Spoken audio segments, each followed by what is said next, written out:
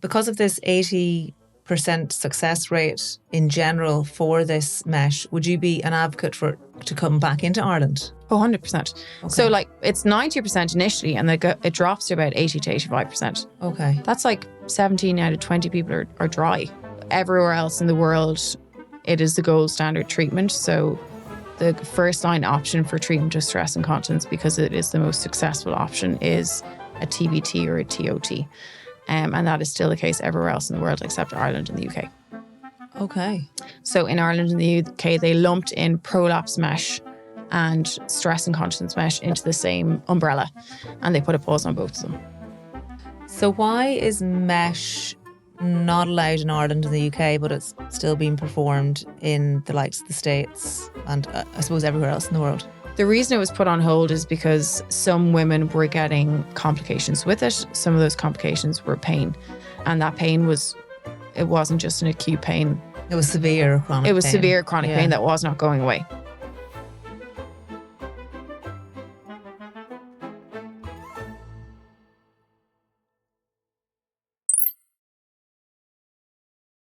Dr Breffni Anglim O'Regan, it's a pleasure to have you here in the hot seat.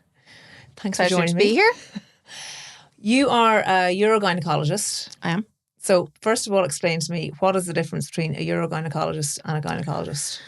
So within obstetrics and gynecology, so some people would specialise in like obstetric medicine. So if you have a sick woman with kidney disease, cardiac disease, anything like that, so there's an area that's specialised in that. Then you have people that look after more the fetal side. So they do mainly scanning and that's their specialty.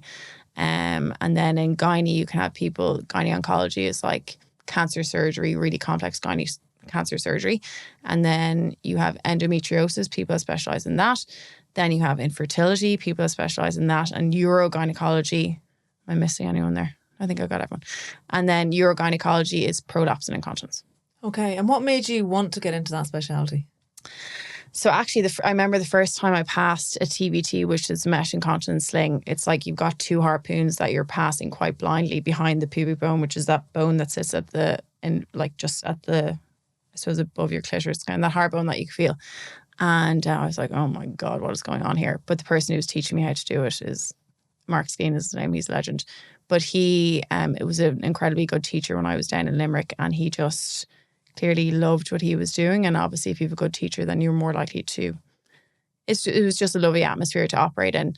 And what I liked about it is that it wasn't just algorithmic. It was like you fixed what was in front of you. There was kind of an art to it. So if somebody had a bit of prolapse, so their, say, bladder was coming down or their rectum was coming down or the uterus was coming down, you corrected it to the degree that it needed to be corrected to. And then you kind of had to make it look nice and pretty as well. So it was like kind of an art form to it. Okay. So it's kind of reconstructive surgery. Okay. So can you just explain what a prolapse is?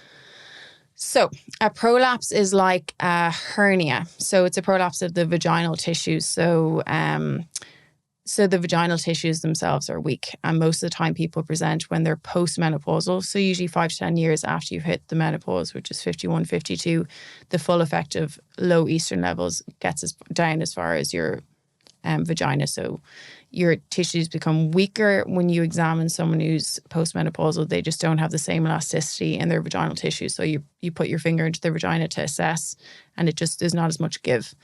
And the tissues are weaker and thinner. And that's when the tissues start dropping down, the strength goes. And then your levator muscles, which is the hammock that sits at the bottom of the pelvis supporting everything. So your bladder, your vagina and your rectum, that starts to weaken as well, just with age. And also if you've had a vaginal delivery, that's kind of the trigger factor for prolapse. So most people who have prolapse will have had a vaginal delivery, or sometimes if they're unlucky, it'll just be by carrying pregnancy. So that force on your pelvic floor and your levator muscles predispose you to prolapse. But anyway, so what it is a hernia. So your vaginal tissues are weak, and then either the bladder slips down into the vagina, or the womb slips down into the vagina, or the rectum slips down into the vagina, or if you've had a hysterectomy, then your intestines slip down into the vagina. and you feel like a ball between your legs when you're walking around, which is incredibly uncomfortable. And can that ball or those intestines ever come out of the vagina and kind of hang out? Oh yeah, like like I've seen, not very commonly anymore, but like you can see really bad prolapses where it literally the uterus, the cervix is like 5 or 6 centimeters below the opening to the vagina. So yeah, but rarely. Okay. You said about postmenopausally it happens a lot. Would that mean that there would be an indication for all women, say, to be prescribed vaginal estrogen or... everyone who leaves my clinic goes away on vaginal estrogen. Okay. And there was a recent study, I think it was in the AJOG, the American Journal of Obs and Gynae, and they looked at,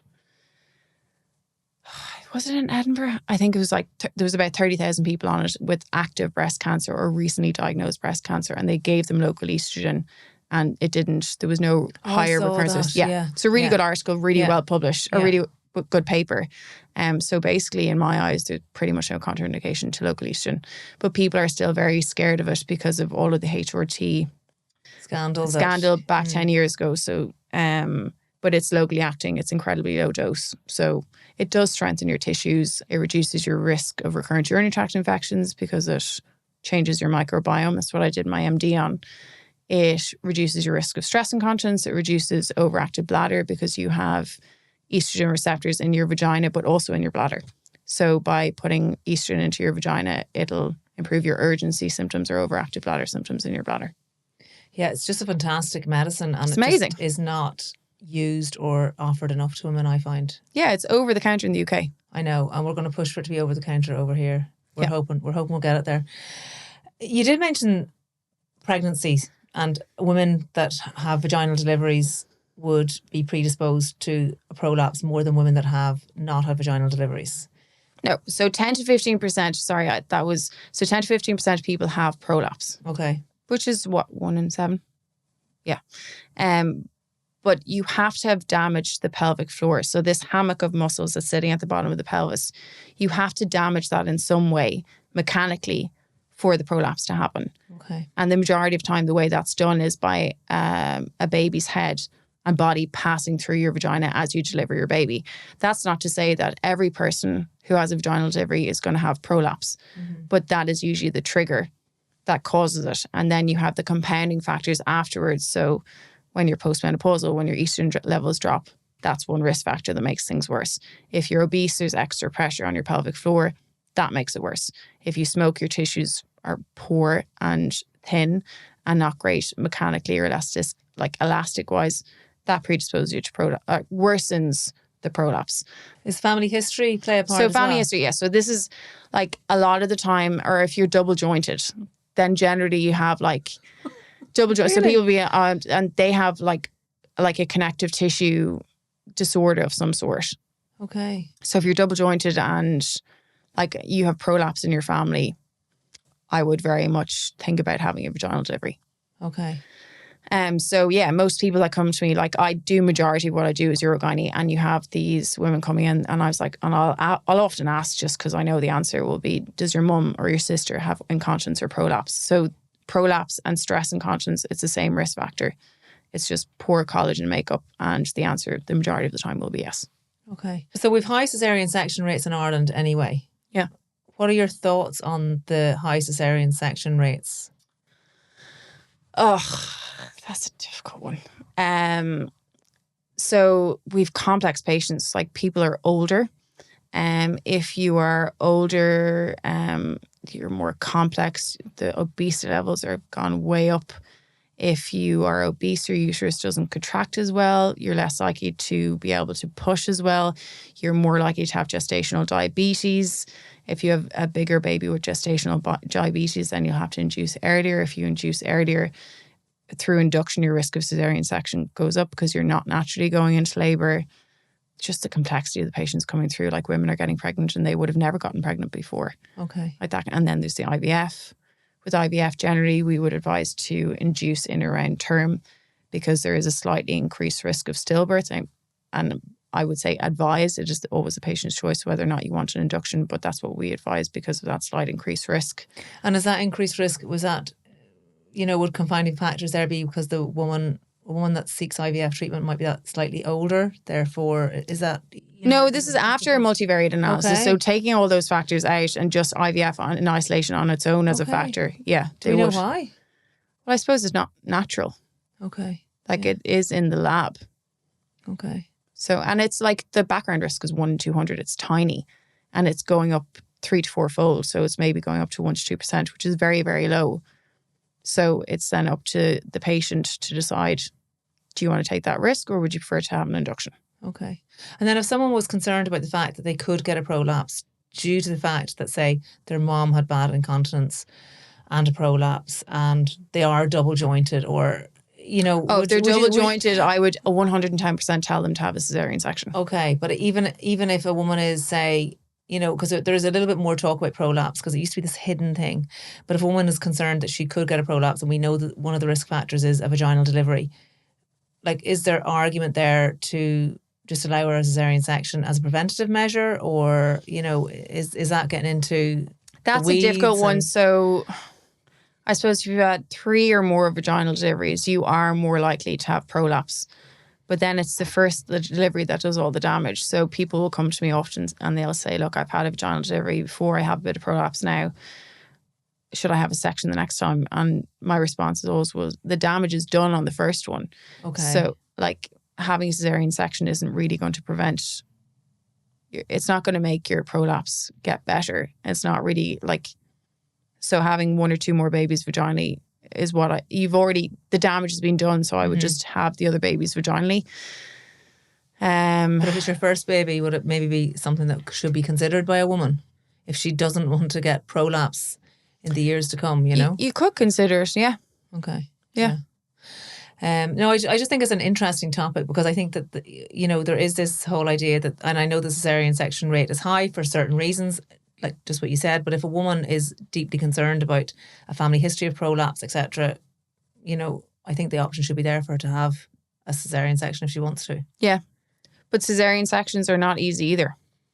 And there are a lot of complications with that. So I think you just need to go in with your toolkit of information and know the pros and cons of each. Yeah, okay. The prolapse surgery that you do mainly, is that for stress incontinence or is it for urge incontinence? And can you explain the difference between the two? So prolapse surgery is separate from incontinence surgery. Okay. So prolapse surgery is like if your bladder is coming down, you repair the front wall of the vagina. If your womb is coming down, you either take out the uterus or you lift up the uterus. If your rectum is coming down, then you repair the back wall. But incontinence surgery is to treat leaking when you cough and sneeze. That's stress incontinence. And generally overactive bladder. So I need to pee, I can't reach the bathroom on time, and you leak before you get to the toilet. That's usually treated medically, so with medications or Botox. Okay. How does the Botox work? So Botox paralyzes muscle. So you inject it, but that's the catch. So if you over paralyze the muscle, then you can't pee. So the risk of urinary retention is about 5 to 10%, which is very low. So anyone having Botox, you have to teach them how to empty their bladder with a little tube. So you have to make sure that they are able to do that for potentially up to 6 months. Okay. But it would be uncommon for that to happen. And how do you give the Botox? How do you administer it? Is it up through the vagina or is so you get a needle and then you attach the syringe and then you just like inject the needle in 20 spaces in the bladder and you just inject Botox in each space. Can prolapse cause incontinence to be worse or are they just two separate things? So stress incontinence, so leaking when you cough, sneeze, run, walk, jump, trip, that has the same risk factors as prolapse. You have damaged the pelvic floor. But sometimes if you have a bad cystocele, so a bad bladder prolapse, the bladder neck is kinked. So you've got your bladder and then you've got your bladder neck, and that can be kinked if the bladder is coming down into your vagina. And that can often protect you from stress incontinence. Okay. So when you cough and sneeze, it's kinked, so you're not leaking. So then when you correct it, the prolapse, the tube where you pee out of is straight and wide open. So when you cough and sneeze, then you start leaking. So when you correct prolapse in 5 to 10% of women, you have what's called occult stress incontinence. Oh God. Yeah. So, but it's low. It's 5 to 10%. So Generally in North America, they would do a stress incontinence surgery at the same time, usually a TBT. Whereas in Europe, we generally do a more staged procedure. We'll do the hysterectomy and the repair, and it's very much surgeon dependent. But then afterwards, if you have leakage when you cough and sneeze, then you would do it. But the other thing about that is a lot of this is like objective. So what I see as a surgeon when I look and examine a patient versus someone's subjective symptoms. So I might say to my patient, look, do you leak when you cough and sneeze? And they say no, and it doesn't bother them. Or if they do, it doesn't really bother them. And then I get them to cough and I see them leaking, whereas they may not feel that. Or if they do feel it, it doesn't bother them. So then why would you do a surgery on someone to fix something that doesn't bother them in the first place or that they can't feel in the first place? Okay. So that's why my preference, and most people in Europe would do a stage procedure. So you do the hysterectomy or whatever prolapse repair, and then you would do the incontinence surgery afterwards. Okay. Do they last forever, these prolapse surgeries? No. So they generally last for about 10 to 15 years if you're postmenopausal. So you're using your own tissue. So you make a cut into the vagina, you separate the vaginal skin from the underlying connective tissue, which is called fascia, and then you stitch up the fascia, and you're kind of trying to make scar tissue. Then you cut away the excess vaginal skin and you repair it back to what it would have looked like pre-pregnancy. So the original anatomy. But because you're using your own tissues, which are already inherently weak, and that's why you're there in the first place, that's why it will come back down. And that's why prolapse mesh was introduced in the first place. So the front wall at the bladder, that's the pubocervical fascia, that's particularly weak. And that's where that prolapse mesh would have been used, was ideal for. Whereas at the back, the what's called the rectovaginal fascia, that's a lot stronger, and you're less likely to get a recurrence at the back unless you have really, really bad constipation. Can we talk a little bit about the mesh surgeries now? Because the mesh surgeries currently in Ireland are not happening. Is that correct? They have been on pause since 2018. Okay, and why is that? So there was a pause put on them in the UK, and then we followed the UK because that's what we always do. And everywhere else in the world, it is the gold standard treatment. So the first line option for treatment of stress incontinence, because it is the most successful option, is a TBT or a TOT. And that is still the case everywhere else in the world except Ireland and the UK. Okay. So in Ireland and the UK, they lumped in prolapse mesh and stress incontinence mesh into the same umbrella, and they put a pause on both of them. So why is mesh not allowed in Ireland and the UK, but it's still being performed in the likes of the States and I suppose everywhere else in the world? So in 2018, there was a pause put on mesh worldwide, and then the FDA, I think it was a year or two later, the FDA did a lot of investigating into it, as it's a product, it's a medical product, and they reintroduced it, but the ban remained in Ireland and the UK. So everywhere else in the world, North America, all over Europe, everywhere else, they are doing incontinence mesh. So, and that's stress incontinence, so leakage when you cough and sneeze. So insertion of mesh for that. The reason it was put on hold is because some women were getting complications with it. Some of those complications were pain, and that pain it wasn't just an acute pain. It was severe chronic pain. It was severe chronic pain that was not going away. And they were on medication for it. It was affecting their quality of life. Like, women have been impacted by it. Yeah, hugely. Yeah. And with chronic pain, it's very difficult to treat. So with pain, acute pain, you have after surgery, you have after a vaginal delivery, you treat it with medication, it goes away. But when you get chronic pain, your brain starts remodeling and it's very difficult to backtrack on that. So treatment success for chronic pain would be significantly lower. It would be in the kind of 30% mark. So with chronic pain, you really want to nip it in the bud early. So with these women, and with any surgery, there's always a risk of pain. But these women were getting chronic pain as a result of inserting this mesh.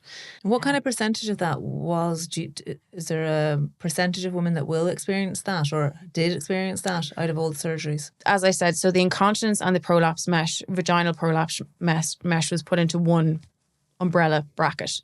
So with a TBT, so that's the mesh that goes behind the pubic bone, so that bone that you can feel there that's hard, and it acts as a hammock just below the bladder neck, and it kind of, as I said, it catches you when you're coughing and sneezing. It just catches you so that you don't leak. The risk of pain with that is far less than 1%. And if you do have pain, usually you would start treating it with things like amitriptyline, neuropathic pain relievers. You will go to your physio. Oftentimes in response to pain, women will tense their pelvic floor. So if I'm stressed, I usually tense my up here, particularly this side. She's feeling her shoulders, by the way, for anyone that isn't looking. Yeah. So your shoulders. I find actually when I'm tense, I actually tense my jaw, and I feel like I probably grind my teeth maybe. So my friend is a dentist, and so people react to stress differently and pain differently. So obviously if you've had an insult or some kind of pain to around your vagina, you're going to tense, more likely to tense the muscles in that area. So you have to relearn how to relax that. So if you're tensing your pelvic floor, so that hammock that's sitting at the bottom of your pelvis, you aren't going to be able to empty your bladder properly when you have penetrative intercourse. So if you have a penis in your vagina, it's going to be incredibly sore because your muscles are so tense, and it's just kind of a vicious circle. So, and then you forget how to relax your pelvic floor. So the first line treatment for that is physio. So oftentimes with these patients with chronic pain secondary to mesh, you would treat them with physio, local estrogen. So local estrogen, so Vagifem, Vigirux, Ovestin, whatever, that will also help with it. And then some pain relievers, pain relief medication. But when that doesn't work, then you have to take the mesh out. And the mesh is tricky enough to take out. Now, TBT, so the one that goes behind the pubic bone, the retropubic thing, is easy enough to take out. But again, you would need to have subspecialty training to be able to do that. But the TOT, so that's the transobturator sling. With that, there's a 5 to 10% risk of groin pain. And again, about 1 to 2%, that would be chronic, so it wouldn't go away. So that is still an option, and people are still doing it worldwide. The success rate is similar to a TBT. So the success rates with these surgeries after 20 years, i.e. for life, is like 80 to 85%, which is amazing. Yeah. Like I would rarely see someone who's had a TBT come in and be leaking urine. Okay. Do you know what I mean? Yeah. Like that's unbelievable for a surgery. But with the TOT, so the transobturator tape, it comes out, it passes through 4 or 5 big muscle bodies, and with them are nerves and blood vessels, and that is more likely to cause pain. Whereas the one that goes behind, that was for the prolapse one. That was the no, one. that's TOT. So the TOT and TBT are both the incontinence ones. They're just placed differently. Okay, depending on how bad the leaking is, or where is it? Yeah. So if it's more severe, you would do a TBT. There's more of an acute angle to how it's placed, but a lot of it is personal preference to which procedure you are more comfortable with. The efficacy, so they're both as good as each other. Okay. And when that groin pain happens and you try to take the mesh out, and the complication that's happened, why is there complications with taking it out? So usually with that, so we did a lot. I did my fellowship in Toronto, and we would have done a lot of that. So there's huge documents on this, like international documents and guidance on how to do this, and it will be very much last resort to have to take the whole mesh out. Some people do need to take it out, but with the transobturator one, so the one that goes through the groin, usually just releasing the mesh, so taking out the vaginal portion of the mesh, just releases the tension, and that should suffice to relieve the pain. So it's kind of the tension on the muscles of the pelvic floor that's causing the pain. So that usually does it and you're fine. But some people, they still have ongoing pain and they may need the whole thing removed. So in Ireland now, there are 2 mesh centres in Cork and Holles Street. And we have meetings in Holles Street once every kind of 2 months. So if there's any difficult cases, there'll be urogynecologist, there will be a pain specialist, there will be a urologist, and sometimes a colorectal surgeon. And we discuss these difficult cases together. And these are cases that have had the mesh before and are experiencing the complications. Yeah. Okay. Because I thought when you said mesh centres, you were like, no, removal. Yeah. Okay. Because it's very complex surgery to take it out, and you need lots of brains in the room to figure out the best option for the patient. Okay. And would you be because of this 80% success rate in general for this mesh, would you be an advocate for it to come back into Ireland? Oh, 100%. Okay. So like it's 90% initially and it drops to about 80 to 85%. Okay. That's like 17 out of 20 people are dry. Okay. So another option might be like Bulkamid. So Bulkamid is, I always tell women, it's like if they want to compare it to filler, it's not filler, but it is non-absorbable.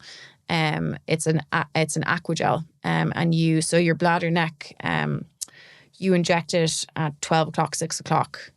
Like into 4 quadrants around the bladder neck. So rather than your bladder neck being open, you're just narrowing it. So you leak just not as much. So it was originally designed for like frail old women that were like leaking a little bit once a day, small amount. You narrowed the opening to the bladder neck and then they weren't leaking as much.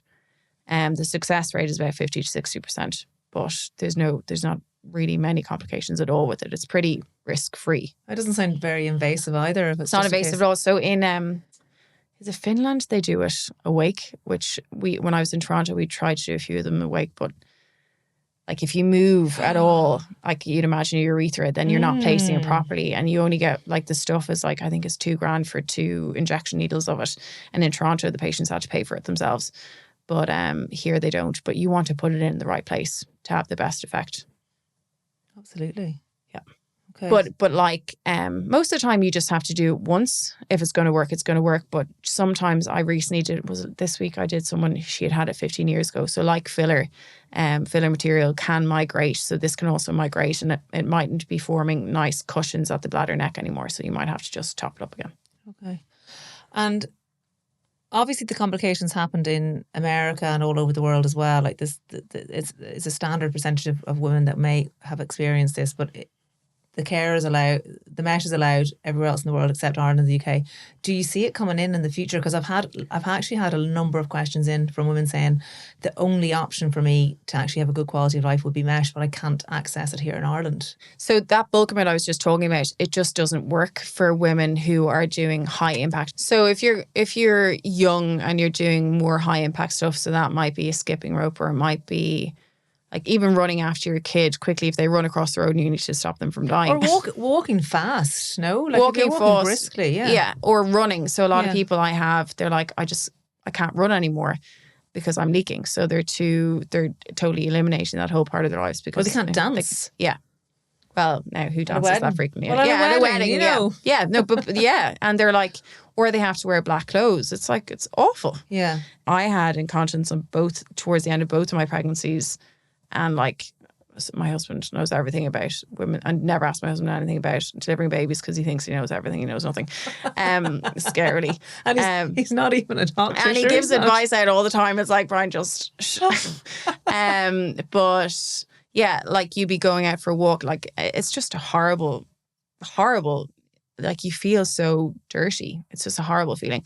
But yeah, so people will totally eliminate running if they used to run, or they can't really go for the long walks, or they will go for the walk the first thing in the morning when they've peed, so they know their bladder is empty. Then they'll go for their walk, and then they might get it. So when I was pregnant, I used to run first thing in the morning. So I'd get up, pee, go for my run, and then I knew I wouldn't leak. Whereas if I went for a run in the evening, like obviously when everything's a bit slacker anyway, yeah, okay. Yeah. So Bulkamid in that context just doesn't really work if there's a higher impact. But I do it sometimes on younger women if they're like leaking once or twice a week. If they don't do high impact exercise, whatever, then I know it'll weak and if it'll work.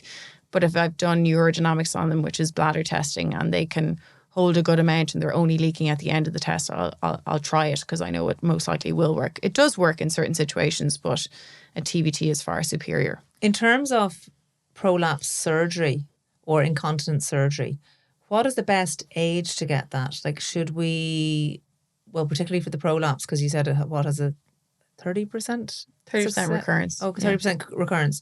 So should women wait until they're that bit older, or should they get it when they're younger? What is ideal? So prolapse surgery, most people come to me when they're kind of 55, 60. If they're coming to me when they're 40, 45, 50, I try as much as I can. They have particularly weak tissues. They're just a whole different kettle of fish in terms of their collagen makeup. They have weaker tissues. And even like when we're operating on them, we were operating on Wednesday, and my reg, like I was like, look, this woman is premenopausal, and it was just like butter going in. It's just really weak tissues when you go to operate on them, whereas the postmenopausal women, it's just totally different. So I would say 30% chance of it coming back down after 10 to 15 years. And an older woman, say 60-year-old who's postmenopausal and presenting for the first time in that scenario. Whereas if you have a 40, 45-year-old, they just have really bad tissues genetically. It's not their fault. But their chance of it coming back, it'll be 5 to 10 years, and it's like 50%.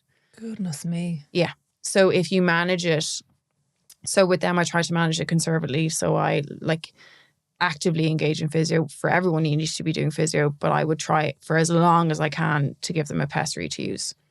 And then we delay, because once you do your first surgery, that success might be 30%. But every subsequent surgery, you've cut into those tissues and damaged them. So every subsequent surgery, the success rate goes down. Can you explain what a pessary is? So a pessary is like a skinny donut, and you put it. So, and oftentimes when I give it to my younger women, it's like an 85 millimeter pessary is usually what I use. So like 85 millimeters. No, that's, the diameter. It's the diameter. It's about 8 centimeters. Yeah. We have them in the pharmacy. I remember them coming in and they look like as if they're massive. And you're like, how the hell will that fit up into my vagina? Because the top of your vagina is really capacious. So, like if you think about it, if you're having intercourse and you are relaxed and before you orgasm, like you have to be able to accommodate a large penis. So the capacity of the vagina is actually quite big, but it's reduced then when you're postmenopausal. But the top of your vagina, when I put two fingers into someone's vagina when I'm examining them, it stretches out because there's so much more elastic tissue there. So generally, so your vagina is kind of narrow at the bottom and then it's quite wide at the top. Aoife Harvey likes to refer to it, the physiotherapist likes to refer to it as a funnel shaped. So it's like, or else like a big cave at the end of it. Like a big cave. Let's go with funnel. We'll go with funnel. But it is. It's like, it's not what you would imagine. Whereas an older woman, it doesn't have the same. It doesn't go out like that. Okay. So that's why, the pessary sits at the pubic bone and it kind of fills out into that space. And it just hoists everything up like a It lifts scaffold, everything up. Yeah? It mimics what surgery would do. Okay. So in someone who's premenopausal, you could, if a big one like that, you could leave it in for intercourse. They probably won't feel it. And if you're leaking with intercourse, that actually you probably wouldn't leak with that in, maybe. But after you have your period, you'd have to take it out because the pH of the blood would make it just erodes it a little bit. So you might choose to take it out every day, wash it with soap and water, put it back in, or you might just change it once a month. And then for postmenopausal women, you don't have to touch it for 6 months. But again, personally, they might choose to take it in and out more frequently than that. Okay. But they're amazing. They are, aren't they? But like the thing about it is that until I met Aoife Harvey, I didn't realise how amazing they were, but also so many women don't know about them. Yeah, I put one in recently for a colleague who was pregnant and she just really wanted to go for a run. I was like, here you go. Okay. She's delighted with life. Fair enough. So you can use them in pregnancy as well. I never thought of that. If someone has a triple prolapse, what does that even mean? I got a question in. I have a triple prolapse. Do I need to take vaginal estrogen? So everyone should be on vaginal estrogen. We've answered that already. But triple prolapse just means 3 compartments. So the front, i.e. the bladder. The top, if you've had a hysterectomy, it's your small bowel usually coming in. Or if you still have your uterus, then it's your womb. And then the back is the rectum. So generally, most people have all 3 compartments prolapsing because it's the vaginal skin that's weak. Okay. But sometimes, so then after you've had a hysterectomy, most of the time it's going to be your bladder that's coming back down because that's the weakest tissue. If someone's really constipated, they may have an isolated rectocele, so just the rectum is prolapsing. But most of the time you'll have all 3. Oh, right. Okay. I didn't realise that. Yeah. Can we talk a little bit about fecal incontinence? Because it's a topic actually that isn't discussed an awful lot because I suppose it's there's a shame around incontinence in general, like urinary incontinence, but fecal incontinence takes on a whole new actual sense of shame, which is terrible. But there is, I don't even know the percentages or the statistics for women that suffer from it. It's definitely underreported. Yeah. So I wouldn't say we know, but I would be in around the 5% range, but it's probably higher than that, I'd imagine. And can the likes of vaginal estrogen even help with that? Even a little bit of cream Ovestin on the rectum? Or? Well, like it transfers up to the bladder. So yeah, it should improve as well. But a lot of fecal incontinence is managed with physio. Okay. So there's an amazing pelvic floor centre in St. Michael's. They deal with a lot of fecal incontinence, that kind of thing. Okay. And how would someone go about getting referred there, and what are the waiting lists like? You know, if they're, because I really want to try and urge women that if they are experiencing this, that it is something that they can actually get help with, and to not be ashamed to go and get help. But how do they go and do that? So a lot of so there's the internal anal sphincter and there's the external anal sphincter. So the internal anal sphincter is the one that you don't have, like you can't control it, you can't squeeze on it and activate it. It's the one that makes sure you don't soil yourself overnight. It's just like closed until you decide you need to use the bathroom. Whereas the external anal sphincter is the one that you can like squeeze, and you know that you're squeezing it consciously. And physio will work really, really well for that. And so technically, so there's kind of an overlap between obstetrics, gynecology and colorectal, because sometimes you can, in your first delivery, there's about a 3% chance that you can damage the sphincter, so the anal sphincter, when you're having your baby. And after that, it's about 1% in someone who's had a baby before vaginally. And at the time, as obstetricians, we would repair that in theatre. And then, but there can also be other causes for fecal incontinence. And if somebody needs a repair later on in life of their sphincter or anal continence surgery, it would be the colorectal people that would do it. Okay. But a lot of it is managed. So the problem is that secondary repair. So if you do have an injury to your sphincter that may have happened many years ago and it wasn't picked up or whatever, the nerves are no longer firing to that muscle. They weren't being used, so they no longer are active. So therefore, when you do surgery to bring the two ends of the muscle back together, there's no nerves to those two ends that you brought back together. So they just naturally, it doesn't work it might work well for a few years, but the 10-year success rate is quite low. Okay. So a lot of this is managed with physio. And sometimes people may have fecal incontinence because they have a tight pelvic floor, or their pelvic floor just isn't functioning properly. But some people, what you might do is you might give them constipating agents, and then they might use flushes to empty. So they might constipate themselves, and then when they need to empty their bowels and they don't have an accident, they might use a flush to empty their rectum. So there's lots of conservative ways of managing it, but it's incredibly debilitating, I say, to be living with. Oh my goodness, the poor women that deal with that. Yeah. When people have like a really bad cough, you know, like some people, even people with asthma and that, and they keep coughing and coughing, or even coughing in pregnancy. I remember myself, you'd leak as well. Yep. So actually, this is just something that came off the top of my head. Like during COVID, when people would have coughs, would the prolapse rate increase, or did it, you know, because of the coughing and the pressure? No, it's kind of like a chronic, like if you have a chronic cough, okay. like if you have asthma or COPD, or if you're a bad smoker, then that would make it worse. But in like an acute episode of coughing over a short period of time shouldn't affect it. Okay. But people are always like, oh, it was that time when I was lifting that pot in the garden. It's like, no, it wasn't. This has been gradually happening. Yeah, okay. And it's not your fault. These things just happen. It's like, but obviously women always blame themselves. Yeah, they do. And how would someone go about seeing you, and how long is the waiting list? So you get referred through your GP. Waiting list, so there's the public waiting list at the moment, I think, is about a year or so. And then privately, it's like about 2-3 months. Okay. And are you busy doing surgeries every day, or do you still deliver babies? I deliver babies. I love delivering babies. But I do surgery once a week. Okay. That's my happy day. Actually, one of the regs the other day was like, Breffni, why are you in such a good mood? And then my reg said, because it's our theatre day. Okay. So it's great. It's a great day. Okay. For someone that suffers from chronic UTIs. I'm also usually always in a good mood. I'm like, I was just going like a thundering cow all the time. I'm actually quite nice. Surgery day. For someone that has chronic UTIs but doesn't consider themselves to be, say, perimenopausal or postmenopausal, but they've had, 10 UTIs in the space of a year, but they might be in their like late 30s, early 40s. So yeah, I see that sometimes. So a big thing there is when you have intercourse, you pee straight away afterwards. So that's really, really important. So, but if that's still persisting, so it might, like a lot of this is to do with microbiome.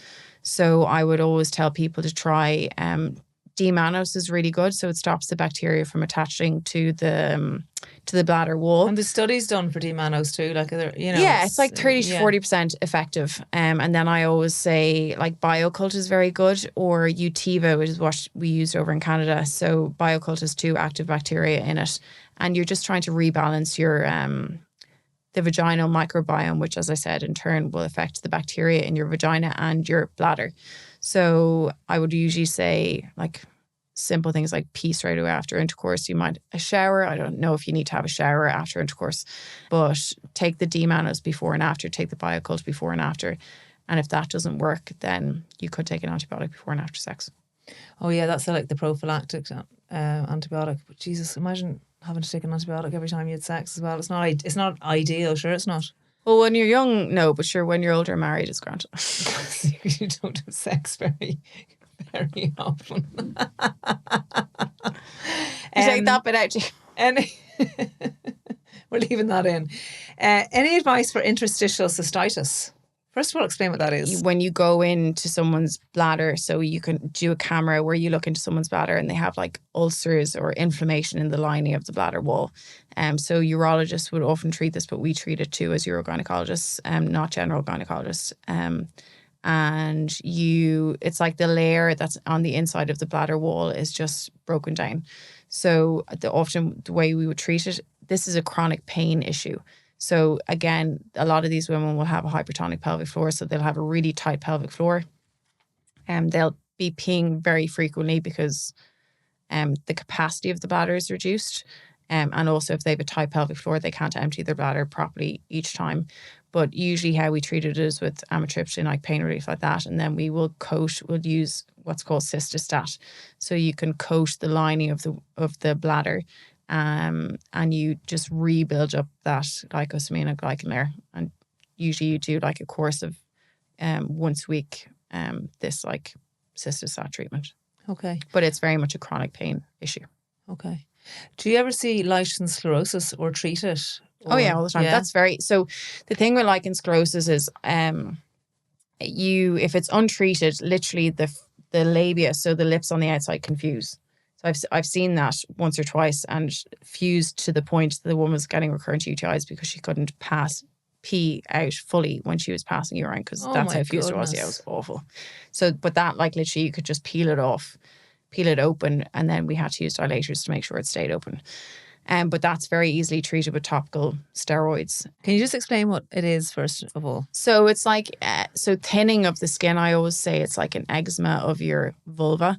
People generally have an itch. And you treat it with topical steroids that reduces the inflammation. But the catch with it is there's a 2 to 3% chance of vulval cancer with it. So you have to keep a very close eye and be seen once a year to make sure that that doesn't happen. And with the steroids, do they not thin the skin as well? So is there not a catch with them too? No, like you usually use it. I usually say use it once a week, or if your symptoms flare. So if you have a really bad itch for a prolonged period of time, but no, chronic use of steroids is fine. Okay, because I think that some people as well, I was just talking to someone recently who said that they were treating themselves for thrush regularly, and it actually turned out to be... With lichen. Yeah.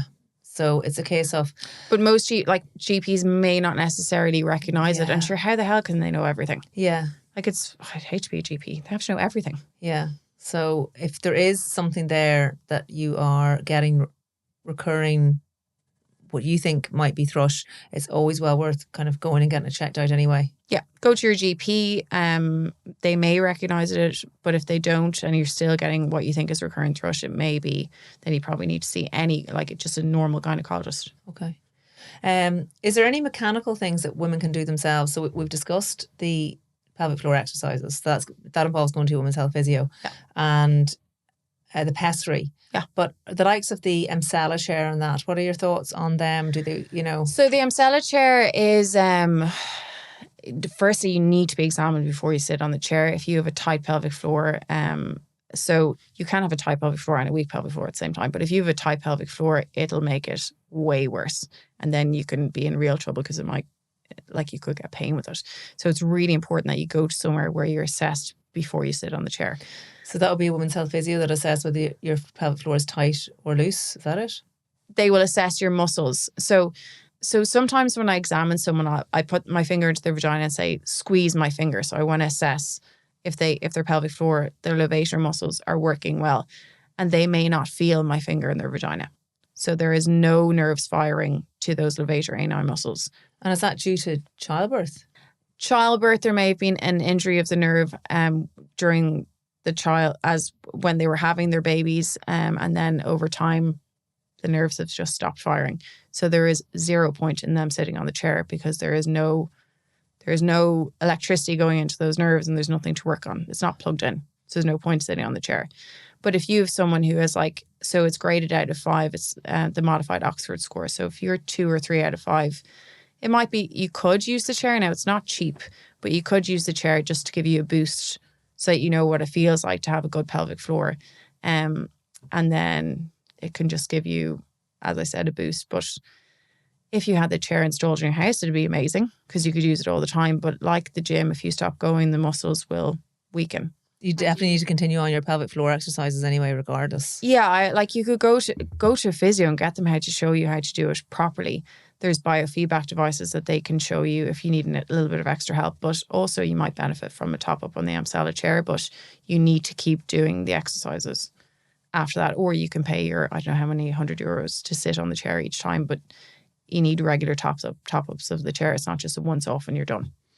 And those biofeedback devices, are they the little egg that you put up into your vagina? And so that's a cone. Okay. So there's but it's the same idea. So you start off with a big cone, you put it in your vagina, you walk around, you make sure it can stay in. So you're tensing you're squeezing your pelvic floor muscles to keep it in. And then over time you'll reduce the size of the cone, and the smaller one, over time you'll be able to keep the smallest one in. And similarly, just walk to Tesco's and walk around Tesco's with it in, or is it just something well, you maybe do try in the privacy of your own home? No, well, either or. Okay. A good time to do your pelvic floor exercise as well is if you're driving to work or if you're breastfeeding. It's a great time because you're just watching Netflix at the start anyway. For like those feeds take 40 minutes at the start, so you have a great time to do your pelvic floor exercises. But you need someone. People aren't necessarily great at doing pelvic floor exercises, so you should just link in with a physio. You may just need one appointment. They'll show you what to do, and then you know what you're doing. Would you advise every woman postnatally to go and see a women's health physio? 100%. Yeah. It would be great if that was free in Ireland, wouldn't it? So we're not bad. Like we have such good access to physios in Ireland. Like when I was in Canada, like even the 3rd degree tears, no physio appointment, no physio follow up. Off you go, figure it out for yourself. Really? Yeah. In France, they're great. Everyone gets it for free, regardless. Yeah. They really look after their vaginas over there. Top priority for French women and men. They are apparently quite obsessed with their vaginas and their vaginal exams. Yeah. Yeah. But people generally have to pay for access to physios in Ireland. Is that right? If you have a 3rd degree tear in the coombe, you get seen by physio and you get followed up by physio. If you have any issues with stress incontinence or anything like that during your pregnancy, you get referred, or if you have pelvic girdle pain, anything like that, you see your physio in the hospital for free. Okay. Yeah. But with the biofeedback device, another thing, so you can use the cone or you can use a probe that it's like a long sausage. A long sausage. I'll say it. Breffni didn't want to say a long sausage. And you put it into your vagina and it's linked up to your phone. This is supposed to be PG, it's not. It's linked up to your phone via Bluetooth, and then it will tell you you're squeezing. Like it'll tell you 1 out of 10 or whatever, and it'll give you feedback and tell you how well you're doing it or if you're doing it properly. And would you advise someone to get, is that No. So you go to your physio, okay, and if you're not doing it properly, they advise it. It's the physios that advise on that thing. And are any of those things available that someone could just buy off the internet and do it themselves? Yeah, but they may not need it. So you're like, okay. Yeah. But you could, I suppose you could. Like, I just wonder, so I'm not very familiar with what is available out there, but I wonder if someone was able to buy one of those things themselves and it wasn't too expensive, it would probably be a good assessment for themselves to see how like one of my friends had incontinence during her pregnancy, and I was like, you could just get like, you know, the LV pump, they also have like an LV biofeedback device. Oh, yeah. Okay. She never used it, but yeah. One thing that you did mention earlier was when a woman, if has no nerves there to her vagina, or she can't feel when you put her finger in. Yeah. What options are there for her? Will those nerves These are generally recover? like older women. Okay. But sometimes you get it. No, the nerves don't really regrow. So there's nothing that can be done for those women. So is the likelihood then that their sex lives aren't that enjoyable either? Or? No. The point there is your clitoris is from your pudendal nerve is separate. But there wouldn't be any kind of pain or sensation differences so in women like that? They may not have any sensation during intercourse. Okay. In their vagina. Yes, but we all know that clitoral stimulation is generally better anyway. I was listening to was it the Diary of a CEO? And they were talking about like you've got your cervix plays a role to a lesser degree, and then the G-spot on the clitoris. And I think they said 80% of women can't climax from penetration. Yeah, they need just crazy. A little bit of work done on the clitoris. I think I've said it on this podcast before, actually. The group of people that have the most orgasms, right, are heterosexual men. Next down is gay women, because they know what they're doing with the clitoris. And actually, heterosexual women are the women to tell the man. Heterosexual women are the women that have the least amount of orgasms. Yeah, that's true. But yes, you just have to tell the woman. We just have to tell the man. Your man or woman, whoever. You just have to tell the other person. Communicate. Exactly. Communication is right. Is there anything else that you'd like to say about women that have issues with incontinence or with prolapse? Is it like definitely don't wait to get seen to, or you know? Well, no, I think it has.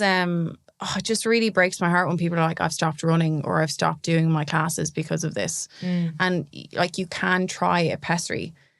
So there's Continence pessaries that you can buy online, or the Contiform pessaries, or you can be fitted for a pessary in clinic. And that's like the success rate of those pessaries is 40 to 50%. So it's worth a go. And they're at the moment, so we can't, there is the treatment abroad scheme that people are availing of because we can't provide the TVT in Ireland. You can be referred abroad to have that treatment. Okay. Yeah. That's interesting. So they can avail of that treatment abroad on the HSE as well, with all of that. That treatment abroad scheme can be done via the HSE can pay for the surgery, but abroad. Yeah, or also privately, but the catch is they don't pay for your hotel stay, they don't pay for your flights or any of that kind of stuff. But it's interesting that they'll still allow, they'll still pay for the surgery abroad, but they're not allowing surgeries here. We're kind of discussing that at the moment. Okay. But for private patients, it seems to be easier to avail of. Okay. But so at the moment, there's the mesh working body. So what the government has asked for is that we provide a very detailed consent form that I mainly drafted. It's about like 13, 14, 15 pages long. It's actually really good because it compares the 4 different surgeries that you can have for incontinence. It shows you all the complications and the success rates, etc. And it has it all very clearly written down. So anyone who's having incontinence surgery going forward will have to sign that piece of paper, and I've read through it. I would usually give the International Eurogynecologist Association, they have patient information leaflets on all those surgeries and pictures on them, which I think are great. So they wanted the consent form, they wanted the Eurogyne guideline, the national guideline, which is done. They wanted the mesh registry set up. So anyone who has any mesh surgery, their name anonymously goes onto this file, and then there'll be a follow-up. If there are any complications, it'll be logged so that we know exactly how many complications are happening. So we're kind of down to the last bit. We've done everything they asked us to do, so hopefully it will be back. As I said, it is the gold standard treatment for stress incontinence. Like when we go to any of these meetings abroad, they're kind of laughing at us, being like, why aren't you doing these surgeries? And it's like, you have these women sitting in front of you, and I ask them to leak, and they're leaking everywhere. And it's just like, it's awful that you can't provide the best standard of care. And it's very frustrating. And what country do you normally send them to? Where do they normally go for these surgeries? Madrid. There's a guy over there who's very, very good. And then the Netherlands is also quite good. Okay. But like a TVT is a very easy surgery to do if you know what you're doing and you've been trained to do it. Like it takes about 15 to 20 minutes. Were you saying it's blind, sir. You go in blind to it. So the TBT, when you're passing the metal like behind the pubic bone, it is blind. Yeah. So it's all about feeling and how do you even go about how's even the training done on that? Is it just it's difficult. Yeah.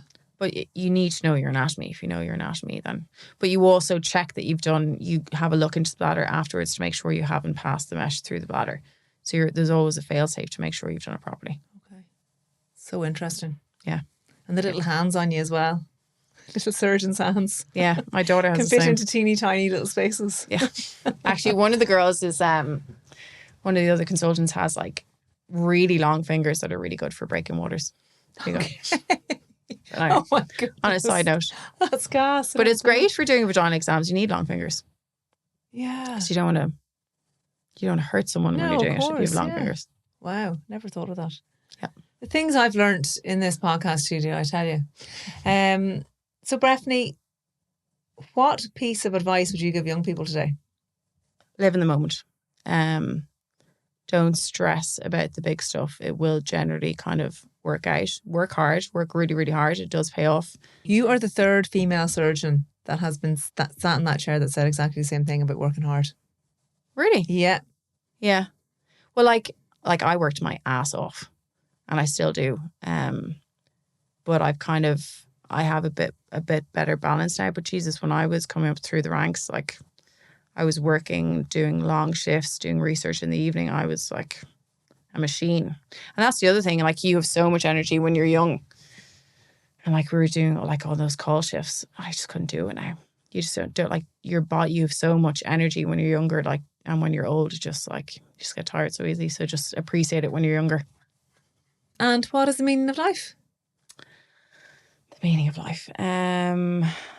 I think, well, I suppose everyone's going to say you have to be happy. But like if you look at all those like blue zones, all those centennials that live beyond 100, they go on about like diet and all that kind of stuff. But actually, I think the most important thing and the recurring theme is like community and having a sense of purpose and family and friends. So yeah, like work hard, but don't forget the important stuff. Like there's no point in being a workaholic, having loads of money and then not spending any time with your friends and family. It's just pointless, I think. Breffni, it's been an absolute pleasure. Thank you. Same.